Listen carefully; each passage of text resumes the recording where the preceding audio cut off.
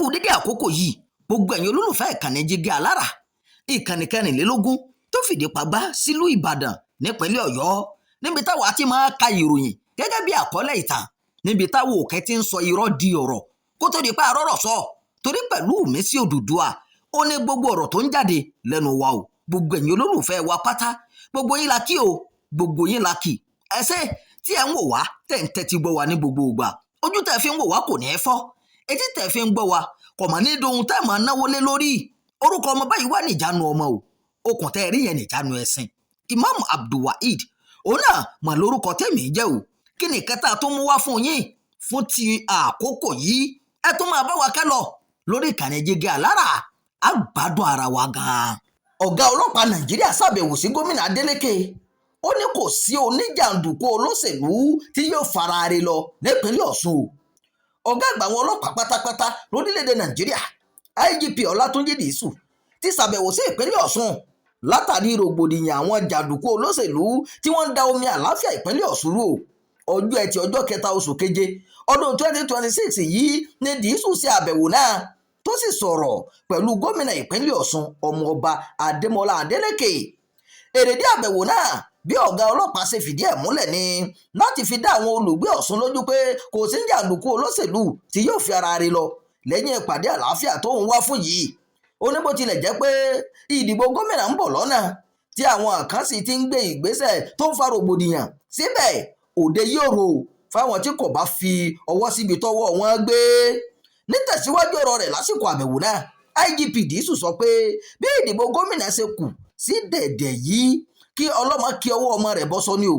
Ọ̀gá ọlọ́pàá Nàìjíríà náà sọ pé ìdìbò ní ìpínlẹ̀ Ọ̀ṣun palẹ̀mọ́ fún ọ̀gá ọlọ́pàá Nàìjíríà náà sọ pé ìdìbò tí ìpínlẹ̀ Ọ̀ṣun palẹ̀mọ́ fún kì í ṣe ogun jíjà. Ó kìlọ̀ pé káwọn olóṣèlú tó ń lo àwọn jàǹdùkú láti fi da omi àlàáfíà ìpínlẹ̀ Ọ̀ṣun rú tètè jáwọ́ báyìí o kí wọ́n jẹ́ kí ìdìbò náà lọ lálàáfíà. Bákan náà ló ní káwọn òbí kìlọ̀ fáwọn ọmọ wọn o kí wọ́n má ṣe jẹ́ kí olóṣèlú tàbí ẹnikẹ́ni lò wọ́n fún jàǹdùkú. Etí mi ti kún fún ọ̀pọ̀lọpọ̀ ọ̀rọ̀ kòbákùngbé táwọn èèyàn ń sọ sí mi àti sáwọn ọlọ́pàá Nàìjíríà látàrí rògbòdìyàn àti ìpànìyàn tó ń wáyé lọ́sùn àmọ́ mo fi ń dá yín lójú pé ìdìbò yóò wáyé o pẹ̀lú ìrọ̀rùn àti pé ètò ààbò ti wà nílẹ̀ fún gbogbo ẹgbẹ́ òṣèlú láti àkókò ìpolongo ìdìbò oníkálukú títí di ọjọ́ ìdìbò àtìlẹ́yìn rẹ̀ o. Ó ní àwọn yóò kó ọ̀pọ̀ ọlọ́pàá wá sí ìpínlẹ̀ Ọ̀ṣun fún ìdìbò yìí òun yóò sì bá àwọn olóṣèlú sọ̀rọ̀ pẹ̀lú. Níparí ọ̀rọ̀ ọ̀gá àgbà Dìísù ó pàṣẹ fún kọmíṣánná ọlọ́pàá ìpínlẹ̀ Ọ̀ṣun Ibrahim Gọ̀tán láti ṣe àwádìí gbogbo àwọn jàǹdùkú tó ti ń da omi àlàáfíà ìpínlẹ̀ Ọ̀ṣun rú kí wọ́n sì fi ojú gbogbo wọn kàtà òfin. Bákan náà ni kọmíṣánná àjọ elétò ìdìbò INEC ẹ̀ka tìpínlẹ̀ Ọ̀ṣun Olúwatóyìn Babalọ́lá dúpẹ́ lọ́wọ́ ọ̀gá ọlọ́pàá fún ọ̀rọ̀ ìfinilọ́kànbalẹ̀ tó bá gbogbo àwọn olùgbé ìpínlẹ̀ Ọ̀ṣun sọ. Gómìnà Adeleke náà sọ̀rọ̀ gómìnà Adémọ́lá Adélékè nínú ọ̀rọ̀ tiẹ̀ ó ṣàlàyé pé ìṣàkóso òun kò fàyè gba jàgídíjàgan tàbí ìwàkiwà yòówù tó ń wáyé nítorí ìdìbò tó ń bọ̀. Ó fi kún pé ẹni yòówù tọ́wọ́ bá tẹ̀ bó ti wù kó nípò tó yóò jìyà rẹ̀ lábẹ́ òfin. Adélékè ṣàlàyé nípa bí rògbòdìyàn tó wáyé kọjá lọ́sùn ṣe kóhun láyà sókè tó bẹ́ẹ̀ tó pe ọ̀gá ọlọ́pàá Nàìjíríà lóru gànjọ́ tí Dìísù sì dáhùn pẹ̀lú ìdánilójú pé àlàáfíà yóò jọba o. Ó ní òun gbàgbọ́ nínú ìdánilójú tí IGP Dìísù fún òun yìí òun sì gbàgbọ́ pé ikọ̀ ọlọ́pàá rẹ̀ yóò ṣe bó ṣe yẹ o láì fi síbì kankan lásìkò ìdìbò àtìlẹ́yìn rẹ̀ o. Ìròyìn fún ti àkókò yìí kò ní jù báyìí lọ. Ẹ má gbàgbé láti máa darapọ̀ mọ́ ìkànnì yìí ẹ máa pè ká ẹ máa fi èròǹgbà ẹ sábàrà àríwísí ẹ ṣeun o bí ẹ ti ṣe ń tẹ́tí gbọ́ wá. Jígí Alára. Bàbá ló gudu. Èmi ní kí n wá ṣàlàyé fún yín pé àwa ti ń lọ ni. Èmi àti ìyàwó mi a ti ń lọ. Òun ni wá ṣàlàyé fún yín. Ó ti jáde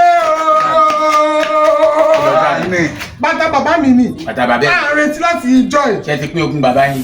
Ọ̀rọ̀ pé wọ́n pín ogún bàbá mi kọ́ àní bàtà bàbá mi tó fẹ́ ṣò ní Jígí Alára TV. Ó ti jáde sórí YouTube o. Ó ní lọ sọ. Ṣé ní pọ́ńṣẹ́ ní gbogbo aláyé?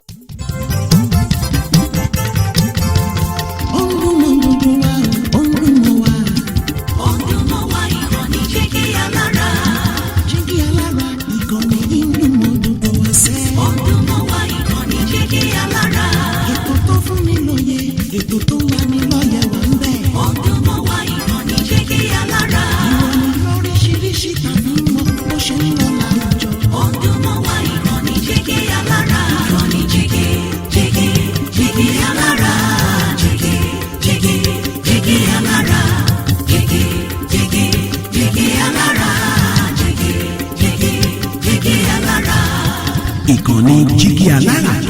mẹ́rìnlélógún bàbá gbogbo.